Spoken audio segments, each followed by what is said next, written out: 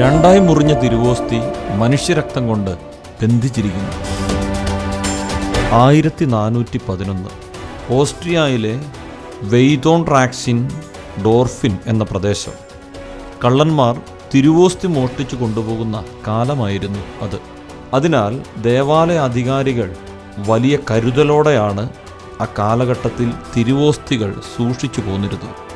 പക്ഷേ എല്ലാ മുൻകരുതലുകളെയും മറികടന്നുകൊണ്ട് വെയ്തോണിലെ ദേവാലയത്തിൽ നിന്ന് ഒരാൾ തിരുവോസ്തി മോഷ്ടിച്ചെടുത്തു. തിരുവോസ്തി കൈക്കലാക്കിയ മോഷ്ടാവ് തൻ്റെ കുതിരപ്പുറത്ത് കയറി അയൽ ഗ്രാമമായ സ്വിറ്റ്സിനെ ലക്ഷ്യമാക്കി കുതിച്ചു പാഞ്ഞു. എന്നാൽ ആംസ്ക്യൂബ് എന്ന സ്ഥലത്തെത്തിയപ്പോൾ അദ്ദേഹത്തിൻ്റെ കുതിര ഓട്ടം നിർത്തി. മുന്നോട്ടു പോകുവാൻ വിസമ്മതിച്ച കുതിരയെ അയാൾ കഠിനമായി ദേഹോപദ്രവം ചെയ്തു. എന്നിട്ടും കുതിര ഒരിഞ്ച് അനങ്ങിയില്ല. അപ്പോൾ വയലിൽ ജോലി ചെയ്തിരുന്ന തൊഴിലാളികൾ വന്ന് കുതിരയെ മുന്നോട്ട് നടത്താൻ പരിശ്രമിച്ചു.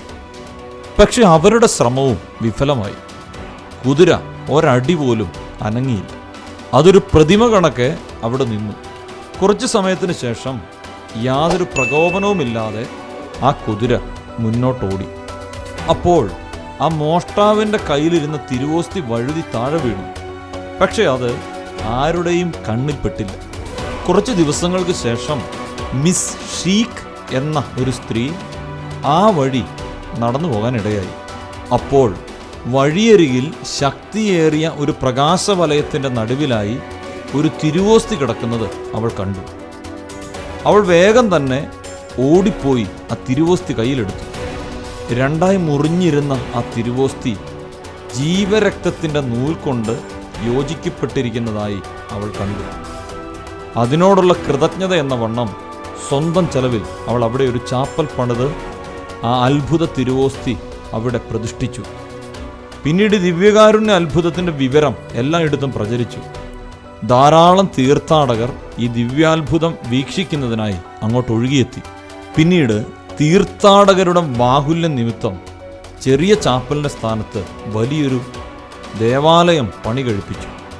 ഇപ്പോഴും ആ തിരുവോസ്തി അവിടെ നമുക്ക് ദർശിക്കാൻ സാധിക്കും.